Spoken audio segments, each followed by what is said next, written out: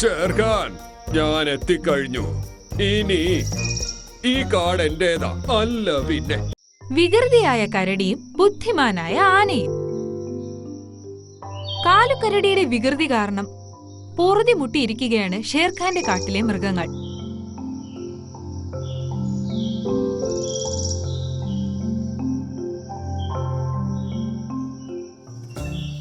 സഹി കേട്ടപ്പോൾ എല്ലാവരും കൂടി പരാതിയുമായി ഷേർഖാന്റെ മുന്നിലെത്തി.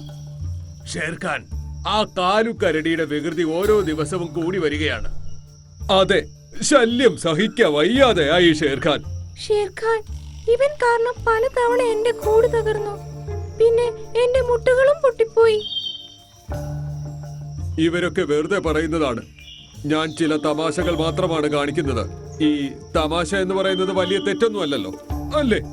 കാലുകരടി, നീ കാട്ടിലാണ് താമസിക്കുന്നത്, നാട്ടിലല്ല. നിന്റെ തമാശ കാരണം മൃഗങ്ങൾക്ക് ബുദ്ധിമുട്ടുണ്ടായി. നിനക്കുള്ള ശിക്ഷ ഇതാണ്. എല്ലാവരും ഷേർഖാനെ ശ്രദ്ധയോടെ നോക്കാൻ തുടങ്ങി. ഇത് കേൾക്ക് നീ. ഇന്ന് സൂര്യൻ അസ്തമിക്കുന്നതിന് മുൻപ് ഈ കാട്ടിൽ നിന്ന് എങ്ങോട്ടെങ്കിലും പോവുക. അതാണ് നിനക്കും ഈ കാട്ടിലുള്ളവർക്ക് നല്ലത്. ഷേർഖാന്റെ വാക്ക് കേട്ട് കാലുകരടിക്ക് വലിയ വിഷമമായി. പക്ഷേ ഷേർഖാനെ അനുസരിക്കാതെ വയ്യ. അതുകൊണ്ട് തന്നെ അവൻ കാട്ടിൽ നിന്ന് പോകാൻ തീരുമാനിച്ചു. മനുഷ്യൻ കടന്നുപോകുന്ന വഴിയിലൂടെയായിരുന്നു കാലുകരടിയുടെ യാത്ര. അവിടെ മൃഗങ്ങൾ പൊതുവെ കുറവായിരുന്നു. ഷേർഖാനെയും മൃഗങ്ങളെയും ഞാനൊരു പാഠം പഠിപ്പിക്കുക തന്നെ ചെയ്യും. എന്നെ നാണം കെടുത്തി ഈ കാട്ടിൽ നിന്ന് ഓട്ടിച്ചതിന് ഞാൻ പകരം വീട്ടും. കാലുകരടി വീണ്ടും നടക്കാൻ തുടങ്ങി.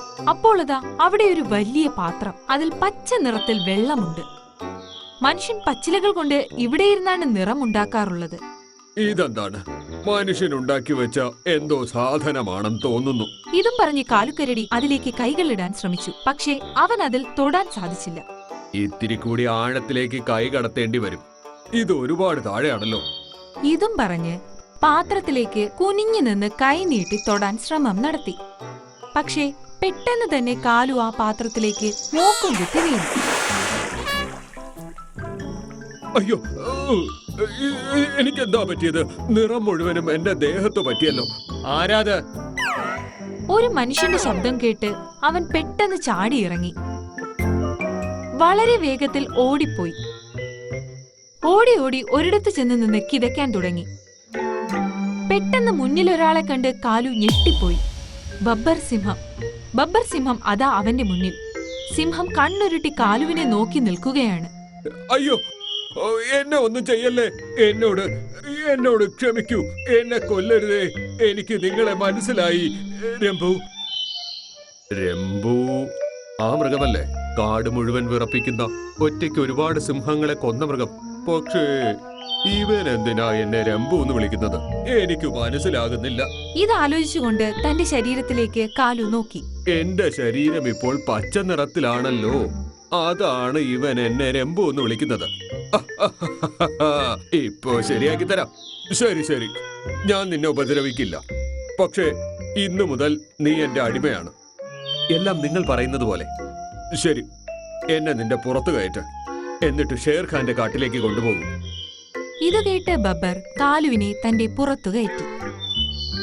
എന്നിട്ട് ഷേർഖാന്റെ കാട് ലക്ഷ്യമാക്കി നടന്നു. കാട്ടിലെത്തിയതും കാലുവിനെ കണ്ട് എല്ലാ മൃഗങ്ങളും കണ്ണും തള്ളി നിൽപ്പായി. ബബ്ബർ സിംഹത്തിന്റെ പുറത്തിരുന്ന് പോകുന്ന പച്ച മൃഗത്തെ കണ്ട് അത് രംഭു ആണെന്ന് എല്ലാവരും തെറ്റിദ്ധരിച്ചു. വാർത്ത കാട്ടുതീ പോലെ പടർന്നു. രംഭു അതാ ഈ കാട്ടിലും എത്തിയിരിക്കുന്നു. രംഭുവിനെ കണ്ട് ഷേർഖാൻ പോലും പേടിച്ചു വിറച്ചു. ഷേർഖാൻ, ഞാൻ എത്തിക്കഴിഞ്ഞു. ഇനി ഈ കാട് എന്റേതാ, അല്ല പിന്നെ. നീ ഈ കാട്ടിൽ നിന്ന് പൊയ്ക്കൊള്ളണം, കേട്ടല്ലോ? ഷേർഖാൻ, നീ കണ്ടില്ലേ? ബബ്ബർ സിംഹം പോലും അവനെ പേടിച്ചാണ് നിൽക്കുന്നത്. അവനെ പുറത്തിരുത്തി സവാരി ചെയ്യുന്നു. പിന്നെ നീ എങ്ങനെ അവനെ തോൽപ്പിക്കും?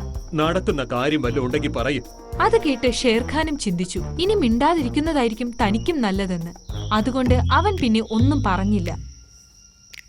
അങ്ങനെ കാട്ടിലെ രാജാവായി കാലുകരടി വിലസി. എല്ലാ മൃഗങ്ങളെയും അവൻ തന്റെ അടിമകളാക്കി. ഷേർഖാനെ കൊണ്ട് തനിക്ക് വേണ്ട ഇര പിടിപ്പിച്ച് സുഖമായി കഴിച്ചു. ദിവസവും വിനോദത്തിനായി ആനയെയും ഹിപ്പോപ്പൊട്ടാമസിനെയും തമ്മിലടുപ്പിച്ചു. പക്ഷികളെ പോലും വെറുതെ വിട്ടില്ല. അങ്ങനെ ദിവസങ്ങൾ കടന്നുപോയി. ഒരു ദിവസം ചോട്ടു ആനയുടെ കൂട്ടുകാരനായ രാമു ആന അടുത്ത കാട്ടിൽ നിന്ന് ചോട്ടുവിനെ കാണാനെത്തി. ഈ രംബു ഞങ്ങളുടെ കാട്ടിൽ വന്നതിൽ പിന്നെ ഒരു സമാധാനവുമില്ല. അവന്റെ ഇഷ്ടത്തിലാ ഇവിടെ എല്ലാം നടക്കുന്നത്. അവനെ കാരണം മൃഗങ്ങളെല്ലാം പൊറുതിമുട്ടിയിരിക്കുക.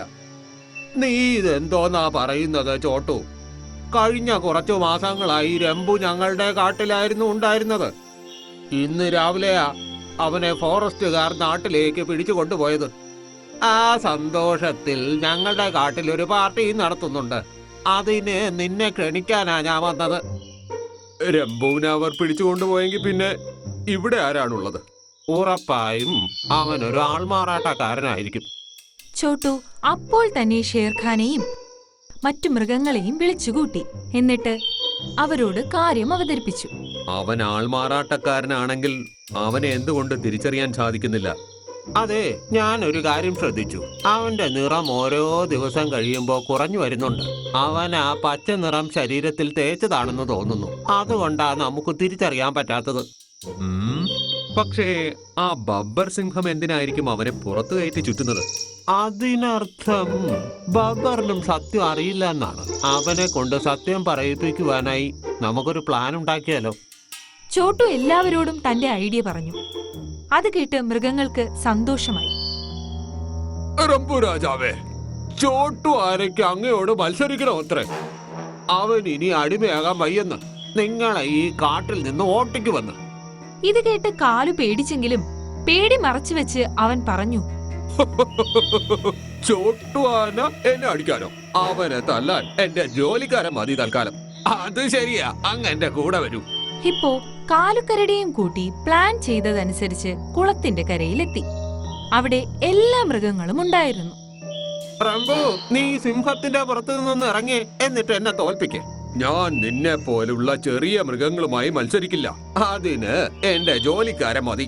ഇത് കേട്ട് ബബ്ബർ സിംഹം ചോട്ടുവിന്റെ നേർക്ക് പാഞ്ഞുവെങ്കിലും പെട്ടെന്ന് തന്നെ ചോട്ടു ആന കുളത്തിൽ നിന്നും തുമ്പിക്കൈയിൽ വെള്ളം നിറച്ച് ബബ്ബർ സിംഹത്തിന്റെ പുറത്തിരുന്ന കാലുക്കരടിയുടെ ദേഹത്തേക്ക് ചീറ്റി. അവന്റെ ദേഹത്തെ നിറം മുഴുവൻ ഒലിച്ചുപോയി. കാലു തന്റെ യഥാർത്ഥ രൂപത്തിലുമായി. കാലുക്കരടി, നീയോ? എന്താ, ഞാനൊരു കരടിയെയാണോ ഇത്രയും ദിവസം എന്റെ പുറത്തിരുത്തിക്കൊണ്ട് നടന്നിരുന്നത്? ഇതും പറഞ്ഞ് ഒറ്റത്തട്ടന് സിംഹം കാലുവിനെ നിലത്തേക്ക് എറിഞ്ഞു. അയ്യോ, എന്നോട് ക്ഷമിക്കണേ. ഞാൻ ചുമ്മാ തമാശയ്ക്ക് ചെയ്തതാണേ. നീ ഒരിക്കലും നന്നാവില്ല കാലു. ഡേയ്, ഇവൻ ശരിക്കും എന്നെയാ പറ്റിച്ചത്. ഇവനെ ഞാൻ വെറുതെ വിടില്ല ഞാൻ. ഇത് കേട്ട് കാലുക്കരടി അവിടെ നിന്നും ഓടി രക്ഷപ്പെടാൻ നോക്കി. പക്ഷേ ബബ്ബർ സിംഹം അവന്റെ പിന്നാലെ പാഞ്ഞു. അയ്യോ, രക്ഷിക്കൂ, എന്നോട് ക്ഷമിക്കൂ. അയ്യോ, എന്നെ രക്ഷിക്കണേ. അവർ ഓടുന്നത് കണ്ട് എല്ലാ മൃഗങ്ങളും പൊട്ടിച്ചിരിക്കാൻ തുടങ്ങി.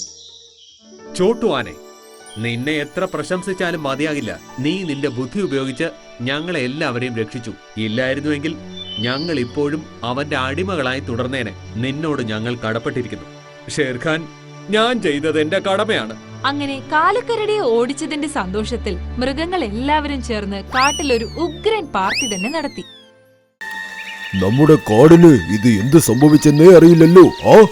ദിവസവും ഏതെങ്കിലും ഒരു മൃഗത്തെ കാണാതെയാകുന്നു. എന്നാൽ രാജാവേ, ഞാനൊരു കാര്യം ശ്രദ്ധിച്ചു.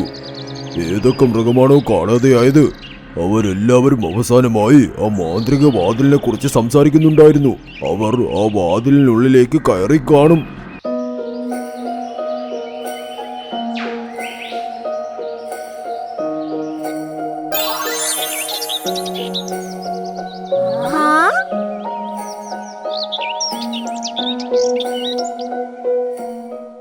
അയ്യോ, എന്ത് ഭംഗിയുള്ള പഴമാണ്! ഇത്രയും ഭംഗിയുള്ള പഴം ഞാൻ ഇതിനു മുൻപേ കണ്ടിട്ടേ ഇല്ല. ഇന്ന് ഞാൻ കണ്ടു. അപ്പോൾ ഇത് കഴിച്ചുമൊന്ന് നോക്കാം. ഇതിന്റെ ടേസ്റ്റ് എങ്ങനെയുണ്ടെന്ന് നമുക്കറിയണമല്ലോ.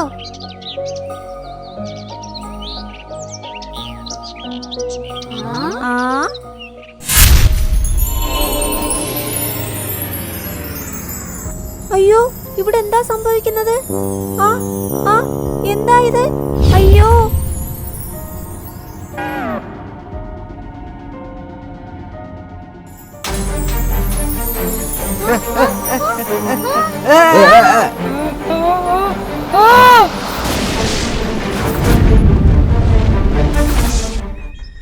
കാടിന്റെ എല്ലാ വശത്തും പേടി മാത്രമേ ഉണ്ടായിരുന്നുള്ളൂ.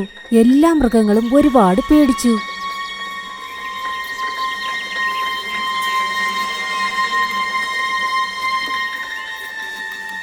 നമ്മുടെ കാടിന് ഇത് എന്ത് സംഭവിച്ചെന്നേ അറിയില്ലല്ലോ. ദിവസവും ഏതെങ്കിലും ഒരു മൃഗത്തെ കാണാതെയാകുന്നു. എന്നാൽ രാജാവേ, ഞാനൊരു കാര്യം ശ്രദ്ധിച്ചു. ഏതൊക്കെ മൃഗമാണോ കാണാതെയായത് അവരെല്ലാവരും അവസാനമായി ആ മാന്ത്രിക വാതിലിനെ കുറിച്ച് സംസാരിക്കുന്നുണ്ടായിരുന്നു. അവർ ആ വാതിലിനുള്ളിലേക്ക് കയറി കാണും. എന്നാൽ ആ മൃഗങ്ങളെല്ലാം ബുദ്ധിശാലികളാണ്. രാമു ആന, ചോട്ടു മാൻ, പിന്നെ മോണ്ടു കുരങ്ങ്, എല്ലാവർക്കും ആ വാതിലിനെ കുറിച്ച് നന്നായി അറിയാം. അങ്ങനെ ഇരുന്നിട്ടും അതിനകത്തേക്ക് എന്തിനു പോയി? ഈ മാന്ത്രിക വാതിൽ എന്താണ്? ആ മാന്ത്രിക വാതിൽ കറുത്ത മലയിലാണുള്ളത്. ആ വാതിലിന് വെളിയിൽ ഒന്നും കാണാൻ സാധിക്കില്ല. വെറും ഒരു വെളിച്ചം മാത്രമേ കാണാൻ സാധിക്കൂ. ഇന്നുവരെ അതിനുള്ളിലേക്ക് പോയവരെല്ലാം തിരിച്ചു വന്നിട്ടേയില്ല. ഈ കാട്ടിൽ ഇങ്ങനെ കാണാതെയാകുന്നത് ഗോൾഡി മനസ്സിലാക്കി. അവൻ എപ്പോൾ വേണമെങ്കിലും അനിയൻ ഷെരുവിനെയും കൂട്ടി നമ്മളെ ആക്രമിക്കാൻ വരാം. താങ്കൾ 2 പുലിയെ എങ്ങനെ നേരിടും? ഒരു രാജാവായിട്ട് ഞാൻ ഒരിക്കലും തോൽക്കില്ല.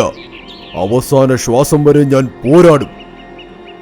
മീട്ടുതത്ത ഇത് കണ്ട് ഒരുപാട് വിഷമിച്ചു. അത് ആ മൃഗങ്ങളെ രക്ഷിക്കാൻ വേണ്ടി ആ രഹസ്യ വാതിലിനടുത്തേക്ക് പോയി. അപ്പോൾ അവിടെയുള്ള മരത്തിന് താഴെ കരടി ഒരു പുലിയോടൊപ്പം നിന്ന് സംസാരിച്ചു കൊണ്ടിരിക്കുന്നു. എന്താ ഇത്? ഈ കാലുബാലു ശത്രുവായ ഗോൾഡിയോട് എന്താണ് സംസാരിക്കുന്നത്? ഒന്ന് പോയി കേൾക്കാം. ഗോൾഡി രാജാവേ, താങ്കൾ പറഞ്ഞിട്ട് കാട്ടിലുള്ള എല്ലാ മൃഗങ്ങളെയും അവരെ വിശ്വസിക്കുന്നത് പോലെ മനസ്സ് മാറ്റി ആ മാന്ത്രിക വാതിലിന്റെ അടുത്തേക്ക് പറഞ്ഞയച്ചു. ഇനി അവർ തിരിച്ചു വരികയേയില്ല. ആക്രമിക്കാനുള്ള സമയമായി. സിംഹരാജാവ് ഉറപ്പായും തോൽക്കും. അങ്ങനെ ചെയ്താൽ ഈ കാടും താങ്കൾക്ക് ഭരിക്കാം. അങ്ങനെ സംഭവിച്ചാൽ ഞാൻ നിനക്ക് ഈ കാടിന്റെ ഉയർന്ന അധികാരം തരാം. അങ്ങനെയാണെങ്കിൽ കാലു ഗോൾഡിയുടെ പക്ഷത്തായോ? ഇതിനെക്കുറിച്ച് രാജാവിനോട് പറഞ്ഞേ പറ്റൂ. അപ്പോൾ മിട്ടുവിന്റെ പുറകിൽ നിന്ന് ആരോ വിളിക്കുന്ന പോലെ തോന്നി. എന്താ കുഞ്ഞെ നീ നോക്കുന്നത്? അപ്പോൾ മിട്ടു തിരിഞ്ഞു നോക്കിയപ്പോൾ അത് ഗോൾഡിയുടെ കാട്ടിലെ പരുന്താണ്. മഹാരാജാവേ, നിങ്ങൾ പറയുന്നത് ഈ മിട്ടു കേട്ടു. അവനെ പിടികൂട്. അത് കേട്ടത് മിട്ടു പറക്കാൻ തുടങ്ങി. അത് അവിടെ നിന്ന് നേരെ മലയിലേക്ക് പറന്നുപോയി. പരുന്തും പിന്നാലെ തന്നെ പോയി. ദൈവമേ, എന്തെങ്കിലും വഴി കാണിക്കൂ, ഇല്ലെങ്കിൽ ഇതിനെ കൊന്നു തിന്നുമല്ല. അത് നേരെ പോയപ്പോൾ അടുത്തു തന്നെ ജ്വലിക്കുന്ന ഒരു സ്വർണവാതിലും വന്നു. അയ്യോ, ഇതാ മാന്ത്രിക വാതിലാണെന്ന് തോന്നുന്നു. ഇതിനെ കുറിച്ചാണ് എല്ലാവരും സംസാരിച്ചത്. ശരി, ഇതിനകത്തേക്ക് പോകാം. അങ്ങനെ ചിന്തിച്ച് മിട്ടുത്തത്ത ഉടനെ ആ രഹസ്യ വാതിലിനകത്തേക്ക് പോയി. അതെന്തായാലും നന്നായി. ഇനി ഇവൻ ഒരിക്കലും തിരിച്ചു വരാൻ പോകുന്നില്ല. അങ്ങനെ പറഞ്ഞ് പരുന്ത് ഗോൾഡിയുടെയും കരടിയുടെയും അടുത്തേക്ക് പോയി. അകത്തു പോയപ്പോൾ കുറച്ചു സമയം മിട്ടുവിന് ഒന്നും കാണാൻ കഴിഞ്ഞില്ല. കുറച്ചു ദൂരം പോയി നോക്കിയപ്പോൾ അതിന് കണ്ടതൊന്നും വിശ്വസിക്കാനേ പറ്റിയില്ല. എന്തെന്നാൽ അത് മനോഹരമായ കാടായിരുന്നു. അടുത്തു തന്നെ ഒരു വെള്ളച്ചാട്ടവും ഉണ്ടായിരുന്നു.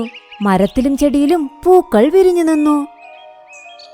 അപ്പോൾ അത് കണ്ടു കാട്ടിൽ നിന്നും മാഞ്ഞുപോയ എല്ലാ മൃഗങ്ങളും കൂട്ടിൽ അടഞ്ഞു കിടക്കുന്നത്. ആ കാട്ടിൽ നീലപക്ഷികൾ ഒരുപാടുണ്ടായിരുന്നു. സിംഹാസനത്തിൽ ഒരു പക്ഷിയും ഉണ്ടായിരുന്നു. ആരാണ് നീ? എന്തിനാണ് ഇവിടേക്ക് വന്നത്? പക്ഷി റാണി, ആദ്യം ഇത് പറയൂ. എന്റെ സുഹൃത്തുക്കളെ നിങ്ങൾ എന്തിനാണ് ബന്ധനസ്ഥരാക്കിയിരിക്കുന്നത്? ഇനി നീയും ഇവരെ പോലെ ഇവിടെ അടഞ്ഞു കിടക്കാനാണ് പോകുന്നത്. അങ്ങനെ റാണി എന്തോ ഒരു മന്ത്രം പറഞ്ഞു. എന്നാൽ മിട്ടുവിനെ ആ മന്ത്രം ഒന്നും ചെയ്തില്ല. എന്താ ഇത്? എന്തുകൊണ്ട് എന്റെ മാന്ത്രിക ശക്തി നിന്നിൽ ഫലിക്കാതെ പോകുന്നത്? അങ്ങനെ വീണ്ടും അത് ശ്രമിച്ചു നോക്കി. എന്നാൽ വീണ്ടും മിട്ടുവിനെ ഒന്നും തന്നെ അത് ചെയ്തില്ല. അത്യാഗ്രഹമില്ലാതെ ആരെങ്കിലും വന്നാൽ അവരെ എന്റെ മന്ത്രം ഒന്നും ചെയ്യില്ല. നീ ഒന്നും മോഹിച്ചല്ലേ ഇവിടേക്ക് വന്നത്? ഇല്ല റാണി പക്ഷിയെ, ഒരു പരുന്തിന്റെ പിന്നാലെ വന്നു. അതിൽ നിന്നും രക്ഷപ്പെടാൻ വേണ്ടിയാണ് ഞാൻ ഇവിടേക്ക് കയറിയത്. അപ്പോൾ നീ നല്ലവനാണ്. നിന്നെപ്പോലെയുള്ള ആൾക്കാർക്ക് ഞാൻ ഉറപ്പായും ഒരു സമ്മാനം തരും. അങ്ങനെ പറഞ്ഞ് റാണി വീണ്ടും ഒരു മന്ത്രം പറഞ്ഞു. അപ്പോൾ റാണിയുടെ കയ്യിലുള്ളതുപോലെ ഒരു മാന്ത്രിക ദണ്ട് ആ തത്തയുടെ കൈകളിലും വന്നു. ഒരുപാട് ഒരുപാട് നന്ദി. എന്നാൽ ഈ സമയം ഈ മാന്ത്രിക ദണ്ടിലുപരി എന്റെ സുഹൃത്തുക്കളെയാണ് എനിക്ക് വേണ്ടത്. ഞങ്ങളുടെ കാട് ആക്രമിക്കാൻ പോകുക. അതെങ്ങനെയെങ്കിലും എനിക്ക് പോയി തടഞ്ഞേ പറ്റൂ. ശരി മിട്ടു, അത്യാഗ്രഹം കൊണ്ട് ഇവിടെ വന്ന ആരെയും ഒരു കാരണവശാലും ഞാൻ വെറുതെ വിടില്ല. എന്നാൽ നീ ചോദിച്ചതുകൊണ്ട് ഇവരെ എല്ലാം ഞാൻ വിട്ടയക്കാം. അങ്ങനെ പറഞ്ഞ ആ കുരുവി റാണി എല്ലാവരെയും കൂട്ടിൽ നിന്നും മോചിതരാക്കി.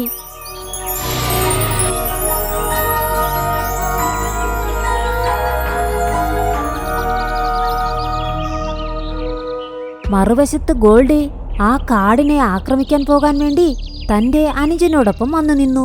സിംഹരാജാവ് അവിടെ തനിച്ചായിരുന്നു. സിംഹരാജാവേ, നിങ്ങൾ തോറ്റെന്ന് സമ്മതിച്ചോളൂ. നിങ്ങളുടെ കാട്ടിലുള്ള എല്ലാവരെയും കാണാതെയായി. ഞങ്ങൾ 2 പേരുണ്ട്. നിനക്ക് തനിയെ 2 പേരോട് പിടിച്ചു നിൽക്കാൻ സാധിക്കില്ല. കുഴപ്പമില്ല, ഞാൻ ചത്താൽ പോലും ഞാൻ ഒരിക്കലും തോൽക്കില്ല. ഈ കാടിന്റെ രാജാവാണ് ഞാൻ. രാജാവായി ചാകും. അങ്ങനെ സിംഹരാജാവ് അവർക്ക് നേരെ ചാടി. അപ്പോൾ മിട്ടു എല്ലാ മൃഗങ്ങളുമായി അവിടേക്ക് വന്നു ചേർന്നു.